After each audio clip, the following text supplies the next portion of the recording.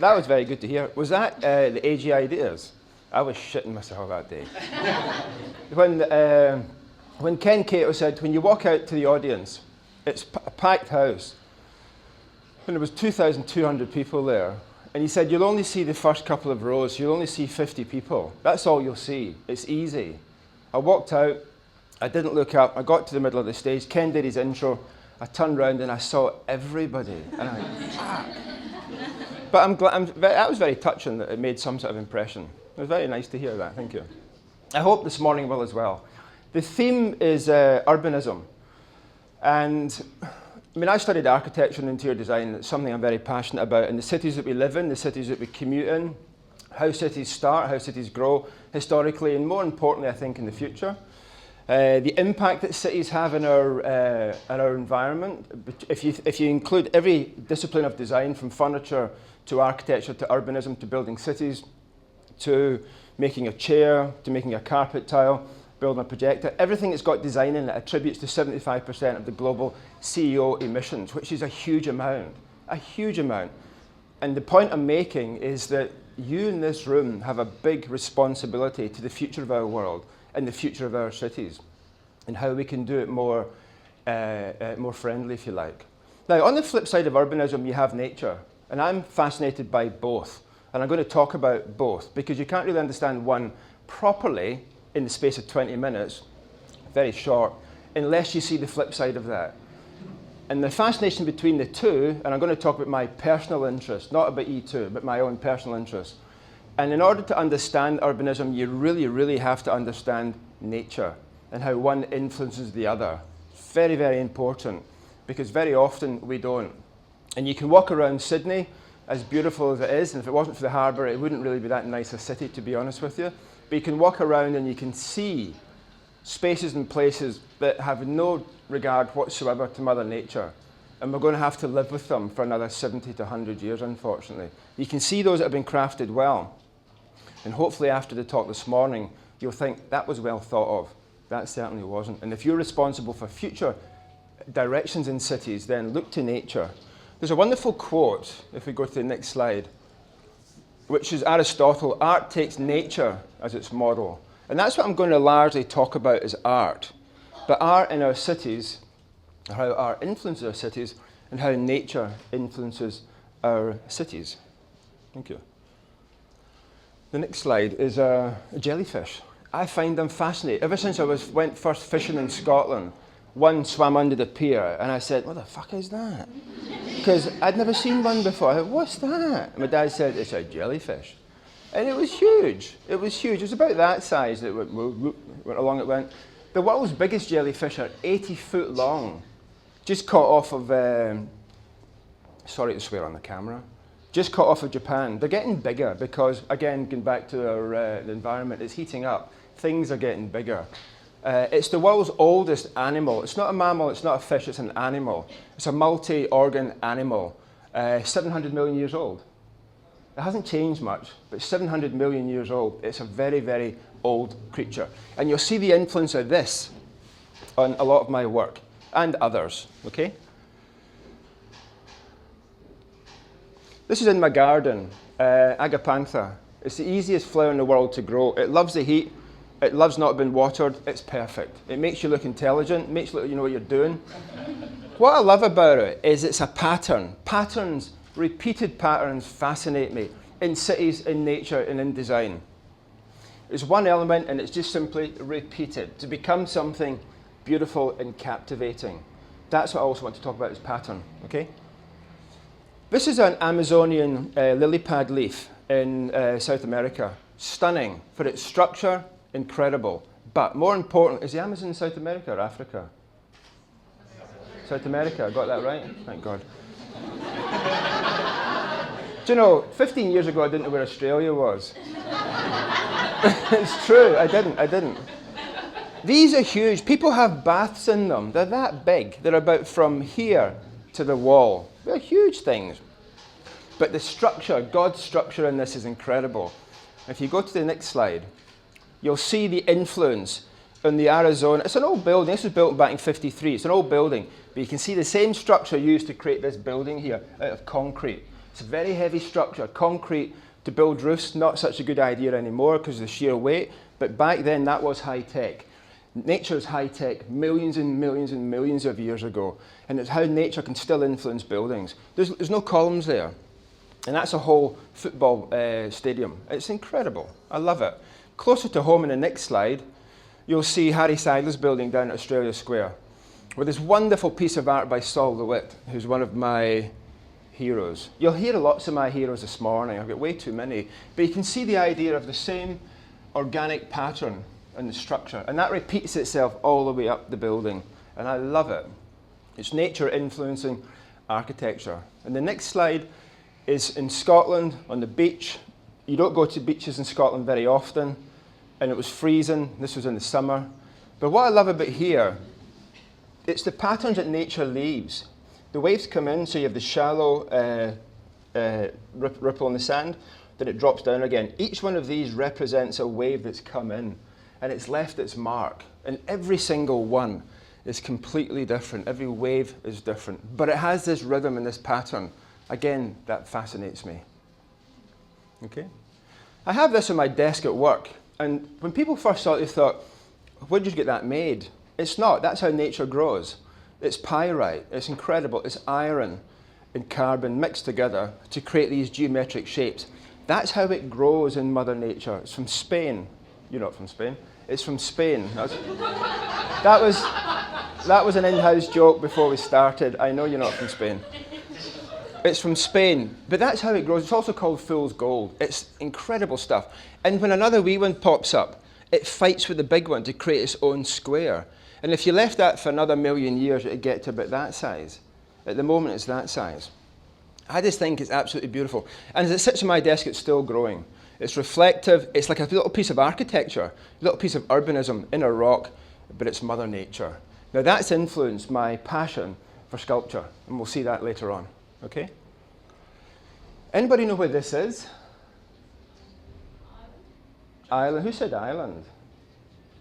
Somebody up the back in cheap seats, well done. It's an island. It's a Giant's Causeway. It was also the album cover for Houses of the Holy from Led Zeppelin. You might remember the kids running up it with the bare bottoms. Where else does this actually appear? It's in Ireland. Where else is it? It's in Scotland.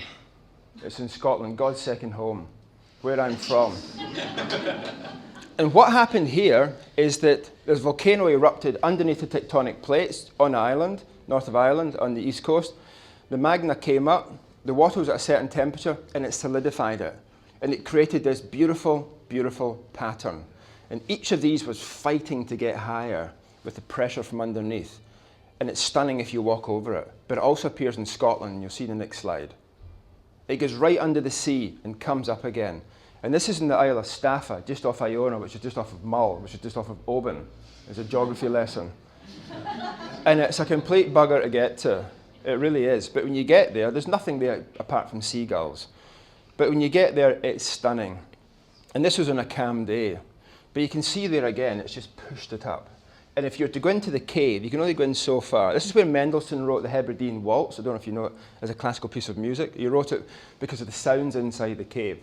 So not only is it stunning, not only is it wonderful to look at in nature and pattern, but the sound inside that space is also beautiful. Created by nature. Wonderful. Okay? All the way across to California now, you've got the Devil's Pike. Same idea, same conditions. It used to be underwater. It's near the coast.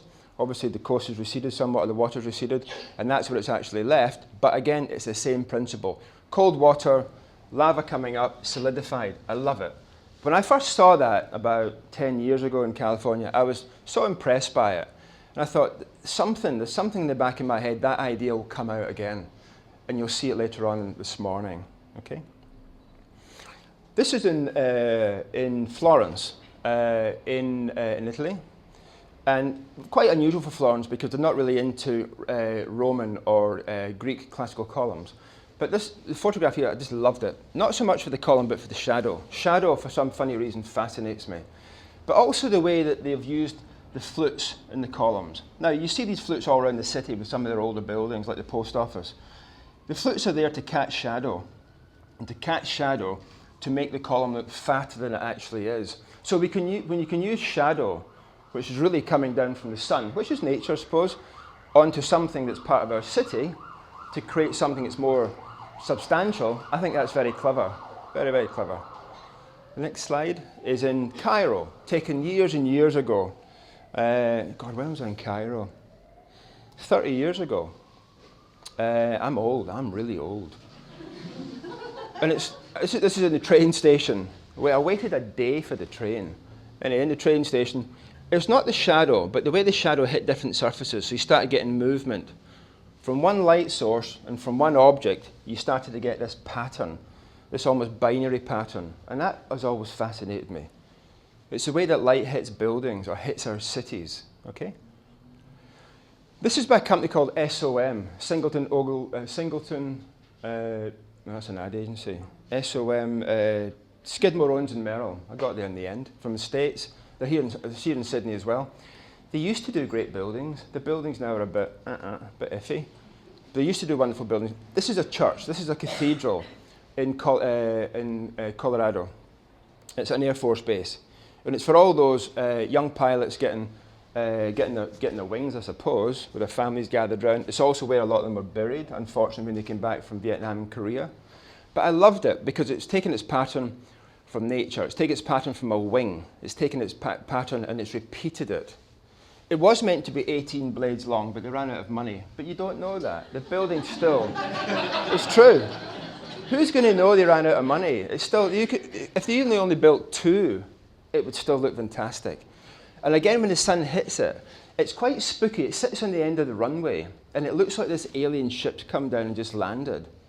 And it was built back in the early 60s. It's incredible. It's engineering. It's learning from nature to create buildings through the principles of engineering and flight. Okay? One of my heroes, sorry for the blurry shot, one of my heroes is Charles Eames, or Charles and Ray Eames, not brother and sister, husband and wife. And I'm quite close to the Eames family. Eames Demetrius, the grandson's a good friend. In fact, he's coming out at the end of September for another little tour of Australia. He's a fascinating chap. He owns the rights now to everything that Eames produces in terms of his chairs, games, thinking, videos, everything. So he inherited quite a nice little fortune. He's a fascinating chap. He's a movie maker himself. But his father, Charles Eames, made this game for him. It's a game for kids, a game for adults. I better rush through this. But what he loved about her is that he took shapes and patterns in nature that we sometimes just took for granted or forgotten about. And by the way you put this game together and slot the cards, every time you build something, you're seeing nature, you're seeing the details of nature much, much closer. And I think that's very clever. And it becomes a bit sculptural as well. This is a wonderful building in Paris by Jean Nouvel, who's also building that sky bridge down at the old brewery in Broadway, that's correct. It's a wonderful building. If you go to the next slide, you get an idea of the scale. That's a complete floor. That's another floor. When the sun, this was built in 1992. It's quite old. When the sun comes up, these apertures, like a camera lens, go and shut down or open up again. That's smart. What's even smarter, I think, is the Islamic patterns. It's the Arab Institute of Culture in Paris. When the way they shut down, you get these wonderful patterns going across the floor that are always changing because the sun is always changing. I love it. I just love it. Okay? And then the pipes heat up. They put the pressure through like a brake pipe in a car, and the windows close, and they open again. And also, you get the breeze coming through them. I love that as well. Okay? And that's the elevation of the building. I think it's beautifully simple. It's one of the nicest buildings in Paris by a long shot. By a long, long shot. And it stands the test of time. It's made from solid stainless steel. Very, very, very expensive, but it's beautiful because it works and it moves and it responds. Lots of the buildings we build now don't respond to anything. That does. It's pattern, it's nature, love it, okay? And this is his new building in the Middle East, in Abu Dhabi. And it's all about patterns on a pool as you walk into a mosque. Stunning. Shadow, I love it, okay? Very quickly over New York City. This was drawn back in 51 by Buckminster Fuller. It's over, there's I keep calling it Hyde Park, Central Park, down towards Greenwich and Soho and up towards Upper East Side. There's the jellyfish again. There's nature playing its part in creating an ecoclimate in a very, very polluted, then it was polluted, even more so now, city to make a better way of living. In the next slide, there's the jellyfish back. There you go. Look up Buckminster Fuller. He was a futurologist. He was a science fiction writer. He was one of the best engineers ever. He's very much influenced some of the best architects globally. What I loved about this structure here is that it didn't touch the city. It floated because the heat from the city kept it up. I love it. It just floated there. Stunning. That's nature. That's urbanism coming together in a very, very clever way. Okay? This was Sculptures by the Sea last year. I loved it because it took a simple pattern and repeated itself, but it reflected what was down below it. But you still saw the sky through it. It was a lovely, lovely structure. Lovely structure. Again, quite jellyfish-like. Okay? This is in Colorado again, and again, it's a very simple structure built by all these people who came to this festival. And again, it's beautiful, and the shadows you get from that are stunning. Okay? This was my first drawing. I love to draw, by the way. This is my first drawing of the Millennium Dome when it was in London. It's now called the E-2 Centre. It was like a concert venue. It was a bit of a white elephant. But again, there's the old jellyfish back, and there's the big tentacle. Off it goes, to get people from Greenwich into the actual dome itself. So we worked originally with imagination, then we worked with Lord Rogers, and that was Lord Foster's building down here, which is the interchange on the Jubilee line. But again, it's taking one element and repeating it. Okay? And then this is the drawing that I did that then was shown to the then government, the then Tory government, to get approval to move forward. And it was all about time. It was all about based on 12 hours, 12 months, 12 and 12, 24 hours in a day, 12 months in a year. It's all about time, and the themes were all about time. But again, it took its principle from nature to create, which actually still is the world's largest single-span structure, oddly enough. Okay? And that's another view as if you're coming in. My drawings are a little bit playful. I always have to put balloons in them. I don't know why, but I do. And helicopters and things like that. But it starts to, I mean, a lot of this never got built. That never got built, sadly. I wish the hell it had. And the spheres never got built. But the dome's there, and it still is there. And now it's loved as a sort of an icon in London, which is great. Okay? And that's it as you see it now. Now I'm going to zoom along over through the next one. So this is wonderful. I worked on this project in Cornwall, and it's called the Eden Centre. I didn't work on the actual bubbles themselves. That was by a guy called Sir Nicholas Grimshaw, fascinating architect. Or Grimnick, we used to call him, because he was a real miserable bugger. He really was. And he was in his bath one night, and he got out of his bath, the bubbles moved in his bath. When he got back in, they went back up to the same shape again. And there he got his idea. Because this is a pit for mining chalk, for making cement and plaster. And they didn't know where the pit was actually going to be by the time they got the commission to build the buildings, but they had to be built before the millennium arrived. So he built them so that if the building only went that far, great. But if this went further down, then the bubble could continue round. I think it's wonderful. There's a structure, there's a design that can constantly move until you get the fixed site locations. I thought it was really smart. And also, it's taking one element and repeating it. I love it. And there's the dome again. And his tutor, his old professor, was Buckminster Fuller. Okay? A closer up shot. Used as a Bond set, if you remember, in one of the movies, as well as was the Millennium Dome. Okay? This is where it gets arty now. This is Bruce Monroe, who's Australian. And I love this here. And he's created a field of fibre optic LED lights that just blow in the wind. And at night time, he just had this kind of like moonscape. And it's incredible. Nature and art and architecture and engineering and landscaping. And it all comes together in our countryside, but also in cities. Okay? Wonderful Anush Kapoor in Chicago. I've never seen it. I'd love to see it. I want to see it not because of what it is, but what it reflects. What it reflects of the city, the urbanism around it, and people looking at it. Love it. Okay? This is by Lord Foster, who I used to work with a long time back. He was a lovely chap, still is. This is a building he built in the south of. He still is. Even after he got his title. It's a wonderful pavilion. It doesn't do anything apart from shelter you from the sun. It's a spectacle to look at because you see, I can't remember where it is in France, but you see, I can't pronounce it to be honest with you. It's in the south coast somewhere. But you see a wonderful reflection of everybody enjoying the space. I love it. You go to the next one.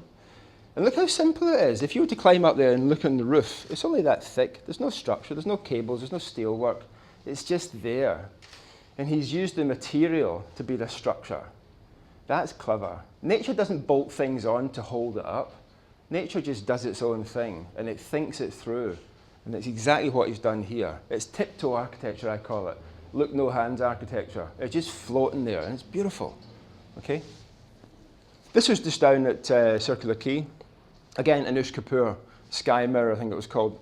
I love it for the back more than the front. At the front, you see the sky, and it looks great, but you can see the sky anyway. And you can. One thing might sound obvious. One thing about being in Australia is about how big the sky actually is. The last couple of slides are influenced by the sky, by the way, and how I created a sculpture based on the sky. Ooh. And I'm looking for donations before you all go. You thought the tickets were for free? They're not. I worked it out, and in order to pay for the sculpture, the tickets are $250 each for this morning, but you got free coffee, so there you go. But I love it for what it reflects, okay? This is Anush Kapoor at Royal Academy in the Sir Joshua Reynolds forecourt. That's Sir Joshua Reynolds there, who started the Royal Academy. And I love it again. You walk around it and you see yourself 100 times in different ways. That's great, okay? This is SOM again, by the way. This is actually not a bad building. What's interesting about this building is it's got a core that runs up it, as every other building does, and every floor plate is the same. It's just been rotated. That's all it's done. They've just rotated it around. And you've created these two wonderful buildings. They're like big knobbly knees from certain angles, but two buildings that talk to each other. Whereas in the city here, the buildings fight each other. They all fight each other.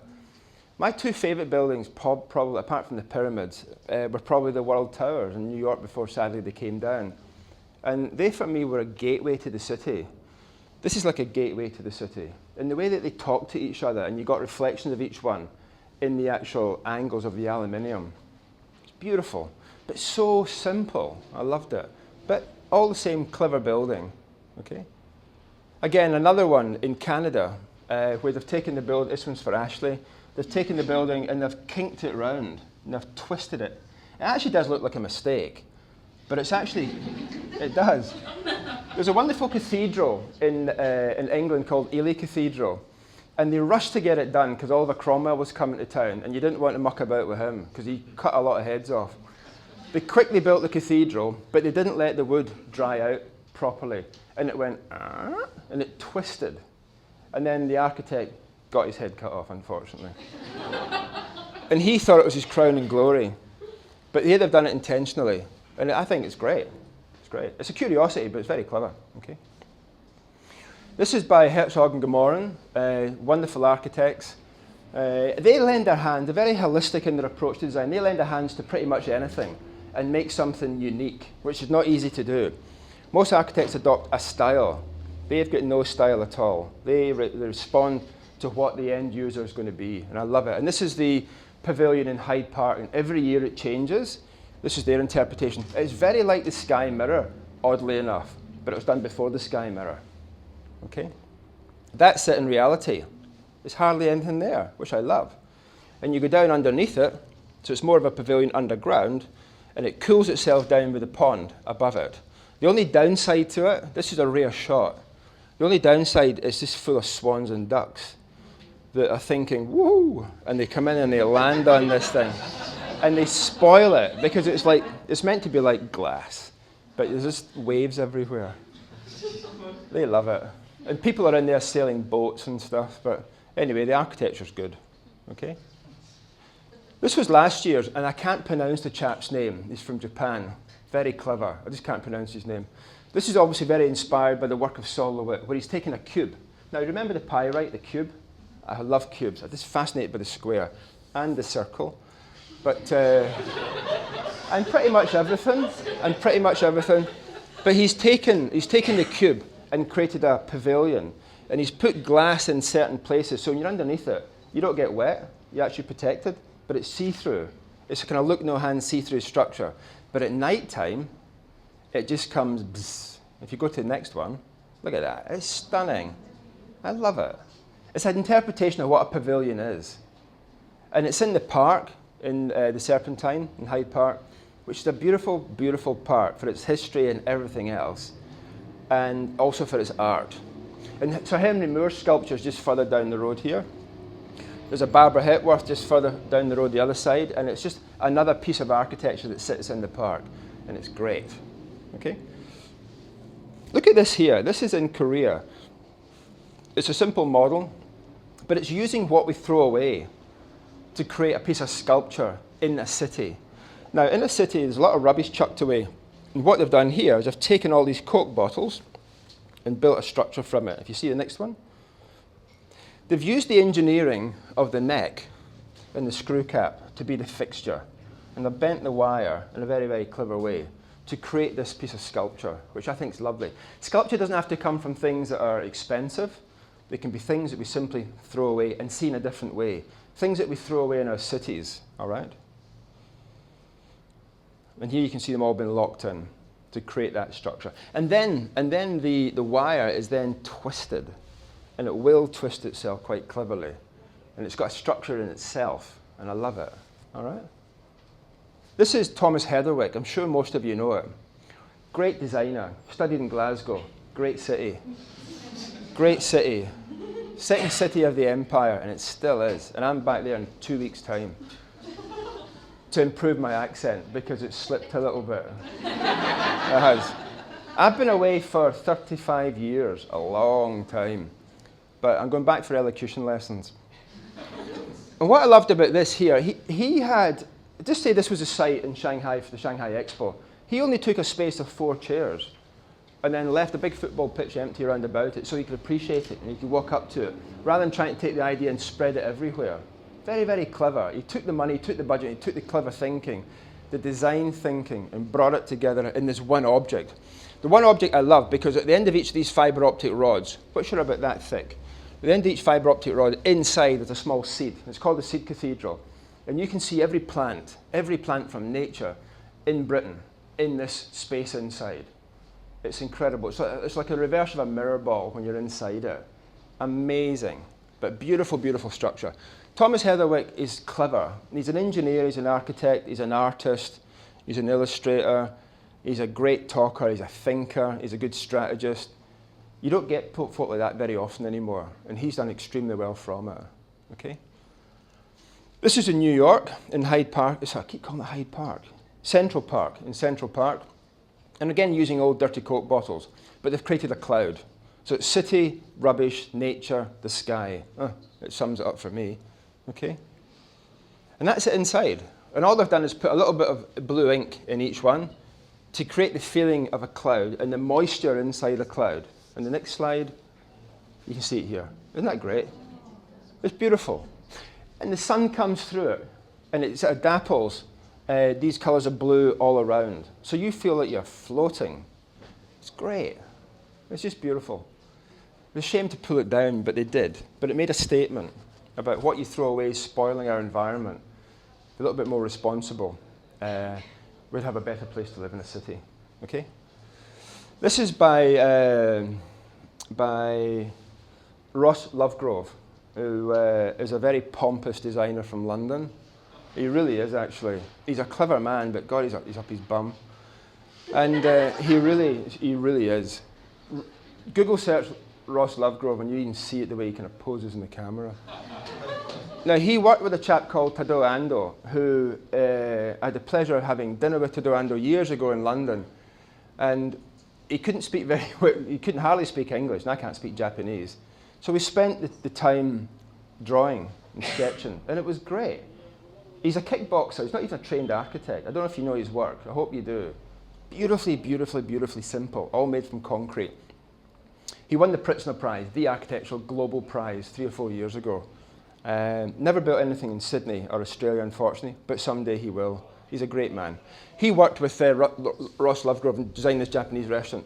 Now, Ross filled the bottles with different coloured dyes, and again, different lights behind it. And this wall just pulsates through the restaurant. And it's very ephemeral looking. It's a light installation from plastic bottles. It's great. Okay? Now, we're on to the last half a dozen slides. We're going to go back to Sydney now, to Bondi, into the Sculptures by the Sea, which is something that really drives me. That's one of my favourite, one of the cheapest, one of the most throwaway sculptures. All the bottles were found over a year on the beaches of Tamarama, Bronte, and Bondi. And they were collected together, they were sewn together, beforehand filled with blue ink, and they've created their own jellyfish blue bottle that sits on the beach. And there was 3 or 4 of them. And I just think that was so clever. It was just so clever. And coming around the headland there, I saw them and I went, oh, that's very smart. That's very, very smart. Easy, simple, beautiful. Love it. It's nature using stuff, again, we throw away to create something that's art. Okay? Now, this is my first ever sculpture. It was made from chairs, very similar to the chairs you're sitting in here. And it was a chandelier. And it's still up. I went to see it actually last Friday when I gave a talk at Saturday in Design. And I was made to stand underneath it to give the talk, because I didn't think it was going to last a week. It's been there for 2 years now, and it hasn't fallen down. And it's just using zip ties you get to hold wires together in an engine bay, and they always break for me. So that's why I was nervous about this. And we've created this almost Art Deco light with the backs and fronts of the chairs. And it's beautiful, and the way it's lit is beautiful. There's another render, the next one. That's my drawing of it. It was actually a very complicated thing to draw. And that's how it looked before it was actually built. I don't have a photograph of here of it built, but it looked magical. Looked magical. And then the lighting designers were a company called LDP, who do a lot of the lighting for Vivid for the Opera House. So we worked together on it, and it was great fun. Okay? Just quickly, before I talk about the last couple of slides, again, cities. This is a chunk of Brooklyn and New York. And I love it because of the patterns, and the repeated patterns, and the randomness of it all. And that's how cities should grow. They should grow organically, as nature does. And there's a story in every little street, in every little building. There's a different story, and it's there for a reason. And this artist in America, I think he's from America, I can't remember his name, he took all these little patterns, and he rearranged them all. And that's Brooklyn, as you never, ever really see it before. Now, the person with this tiny wee house here, or the large organisation or education facility with this big building here, they're all there for a reason. And everyone's got a story to tell. And everyone knits together beautifully when you see it in a configuration like this. So when you next go to a city, or even look at your own city here, and you walk past buildings, you walk past intersections, have a think and have a thought as to why that actually happened. I love doing that, and that's a very, very quick way to get to know your city and the history of your city and how cities will evolve and will continue to evolve. There's a story in every single one of these. I love it. Okay? Just before I go on to, the last couple of slides, talking about urbanism again. This is a light structure. It's called the Tribute Light Structure in New York to the Twin Towers, which have always been a big influence on me. And now, sadly, they're gone. They've put this light structure back in their place, which is not always there. I think it's actually probably gone now, until they make it into a new urban park. But I love it. It's quite poetic in that the lights go up and actually touch the heavens and actually use the clouds as part of the spectacle. And up in space, they continue all the way up until they actually meet, which is amazing. I don't know if there's anything, if that's on purpose, or maybe that's just a bending of light. I don't know, to be honest with you. But it's beautiful. And look at the city, and this, great. And this is partly influenced my last sculpture, okay? And that's it at the ground. Now that was ground zero, so obviously there's a huge floor plate. This is I think that's probably the size of what the core was that ran up through the building. Amazing. I mean, you see a bird flying through it, the bird gets a hell of a fright. A hell of a fright. But it just goes, good. Next, I know. The last two are my thinking for last year's Sculpture by the Sea. And that was the proposal. It never got built because it was too expensive, so I had to make it a lot simpler. And also, cleaning that, this is all made from polished aluminium. Cleaning that would be a complete nightmare. Cleaning what I did build was a complete nightmare, and it was only 16 columns. That's 64 columns. But that was a sketch that kind of warmed the judges up to thinking, let's get this one built. Okay. That's another sketch view showing the scale and the height of what it would be if it was 64 columns. What I'm thinking of doing next year is actually building this, but building it from wood. So it's a little bit it's quite Aboriginal in many ways with all the different staffs. And I don't know the reasons why they did that, but it's always fascinated me. But it's much more architectural, and everyone is precise. Okay? And that's what the render would have. That's the computer render for what it would look like. Now here's the interesting thing, and I'll shut up in 2 minutes. It's the shadow that I'm fascinated in. But the shadow here, that's what I thought the shadow would be. I never thought I'd get reflection and shadow. And I never thought at different times of the day they would crisscross. So it almost became like a Burberry print. And you'd have these wonderful patterns running across the beach itself. And I never realized as well how long these would be, the shadows, until they actually built the final structure. And that for me was a big, I never expected that to happen. I knew something would happen, but I didn't know what would happen. And that's half the fun with art. You don't know what you're going to start with when you start painting or drawing until you're actually finished. That's great, okay? That was a computer model just to show how much structure. There was 4 tons of steel under the sand. That's a lot of digging. A lot of digging, okay? And that's people kept posing out next to it. You got these posers. And every morning I went down at 6 o'clock and there'd be somebody else like that. Or hiding behind a column. And you've no idea, if you Google search the sculpture, you've no idea how many pictures are in there of people dressed up as Superman. Going like that. Thinking nobody's going to see them, but if you're down at 6 o'clock in the morning dressed as Superman, very weird. People got changed in behind it and came out like that, dressed as Superman. But see, you're starting to see that's not shadow. That's pure reflection. And you're starting to see. This is about 10 in the morning, where the beach is starting to create 2 lots of reflection, but you'll only ever get 1 shadow, and that's why you start to get the crisscrossers. And that's the sky, because it reflects the sky above. Okay. And that's a closer-up view of it. And I love this here. I think it's a Stevens photograph. I loved it here because you're looking at what you can't see because it's behind you, but it's captured.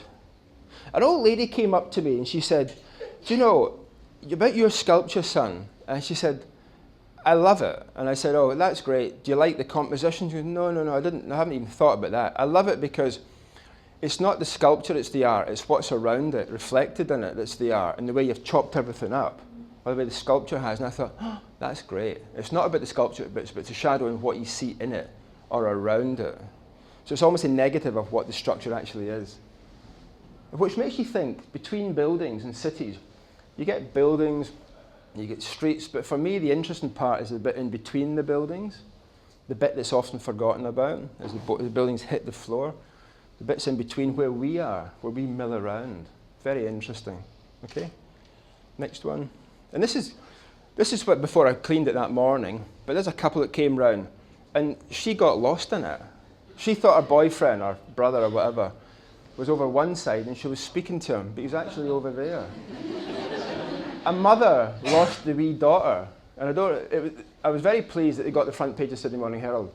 It was a great shot of a wee girl running through with nothing on. I don't know how they put it in the front page, to be honest with you. She was about that high. She was running through, and her mum was at the other side, and mum couldn't see the wee girl, but could see an arm and a leg. Bit odd. An arm, a leg, and a head. And she looked like she was everywhere, but she wasn't where her mum thought she was. It was weird. But the most horrible part of the sculpture, 3 occasions in the morning, it had to wipe the blood away, because somebody ran into it at night, and it was razor sharp. It was razor sharp. I saw one bit where obviously somebody kicked it with a toe. There was a big about that high, and there was another about that high. And then the sculptures people put a rope around it. And all that did means that people running along at night would trip over it. and butt it even harder. Seriously, it was a health hazard. But it was great fun. Is this one of your photographs? This is one of yours? This is one of Stephen's photographs. Look, it's back to New York, isn't it?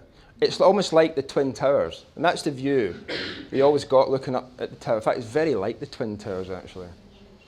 And it works. I think it works. I really love it. Okay? And that's a wee kid. It's the reflection of the reflection of the reflection. That's what I love.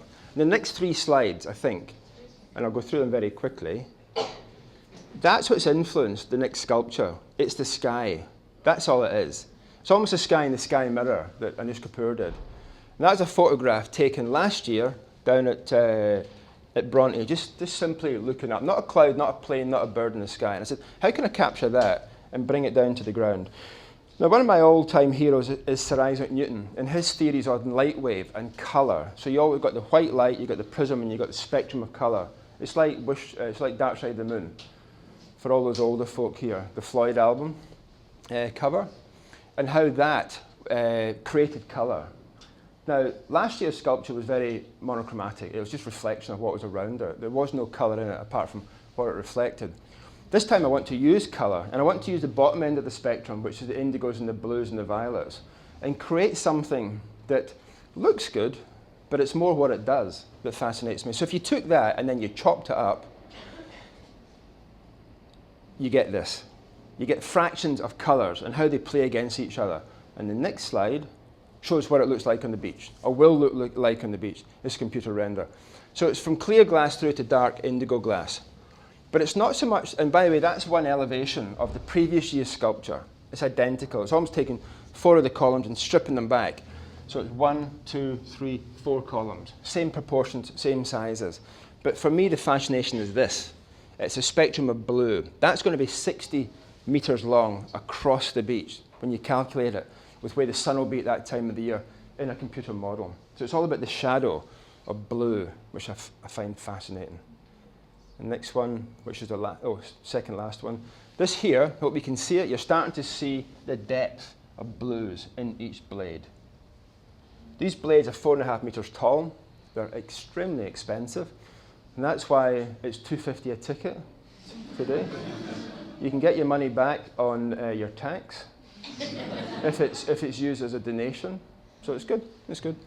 And then the last slide is you don't even see it. You hardly even see it, but you see the results of it. You see the results coming across the beach here. But who said that's dangerous? It is. This overweight people are going to get stuck in this. Because it's only that far apart. I'll get stuck in it, actually. And you'll chop yourself. That's it. That's my talk. Thank you very much.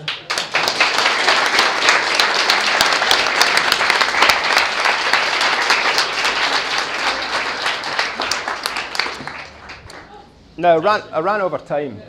Did you run over time? We probably have time for about 2 questions. Oh, that's fine. Any questions? So here's the most, there you go. Yes. You were talking a lot about all the buildings you love, your favourites, so I was wondering which ones you really hate. Which ones? You really hate. What buildings do you really not like and love?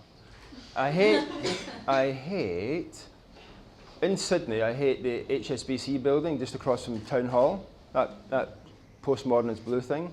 It's awful. There's no rationale to it. It's a cowboy town. It's just a facade with nothing really behind it. In terms of it's just a paper-thin elevation. There's no thinking. It was a style, postmodernism. It was a reaction to modernism, which is less is more. The postmodernists said less is a bore. That was their expression. Less is more was first said by Robert Venturi, who was a real rationalist in his architecture. Studied under Mies van der Rohe. And then postmodernists came in and decorated everything. And my first job was with a guy called Sir Terry Farrell in London. He was a postmodernist, and I loved it back then because it was all about style. There was no design thinking. I remember a phrase that said, design will save the world. No, design will go to heaven, but style will go everywhere. And that's what happened in the postmodernist era. Style just went everywhere. So that's one particular building that I don't like. Every city's got lots of them. I don't like the Westfield Tower in the city. I prefer the one just across the street, funnily enough, because it was a repeated pattern. I don't like the shopping mall either. It's way too glitzy. What's Australian about that? Nothing. Nothing at all. So there's two buildings that I don't particularly like. Another question? You've been a very good audience. If you don't ask me a question, I'll ask somebody a question. Good. You saved everybody. How do you balance your professional work and the sculpture stuff? I can't answer that because half my team's here. I sometimes get criticised for going off on a tangent and just doing my own thing. I thought being a boss you could do that, but you can't. What I never realised is that I work for them, they don't work for me. How do I balance it? It's not easy. I've got way too many interests, way too many. Cars, bikes, boats, gardening, drawing, making things, breaking things. I don't know how I find time for it. The older I get, the more tired I get. But that's a good thing, because my passion, if anything, is just getting better. It's expanding. The older you get as a designer, and we're all very lucky, very, very lucky, your career and your interests just boom, and you become a bigger sponge for just soaking up stuff, and you get better and better and better and better. And you never fine-tune it. You never do. You're constantly learning, and learning off of other people, constantly. Where do I find the time for it? I don't know. I don't know. But I could be watching a movie in the cinema, and I'm watching it, but I'm not even looking at it. I'm just thinking of something else. And often accused of daydreaming, but I'm thinking of something else. So, anyway, that's me. One more for luck. One more. You've all got shy attacks. One more. I'm going to ask. I was just about to ask you for a question, but you saved by the young lady at the back. How do you, in terms of all the regulations and constraints around the public space, how do you work with that? Do you see that as something that inspires you to think outside the box? Constraints are good. I wish that had been the last question. Constraints are good, but there's too many of them, way too many of them, and it's holding us back. It really is. And that's why the next industrial revolution is really happening now with sintering and rapid prototyping and processing, which is just amazing. You can make anything anywhere, which is going to be good for the environment, and that's going to free people up to really start experimenting again, and that's great. But for designers, that's great. We can make anything three-dimensional now. But in terms of what you can make commercially in cities, whether it's a building or a walkway or a ramp into a shopping mall or a facade into a shop, it's very difficult now. It's very, very difficult. There's a rule for everything, and I think it's just gone a bit stupid. It really has. It really, really has. We were working on a project in Pitt Street, and half the space now is taken up with a ramp. Now, I understand accessibility for the disabled is very, very important, but there are other ways around that, but now it's just all ramp.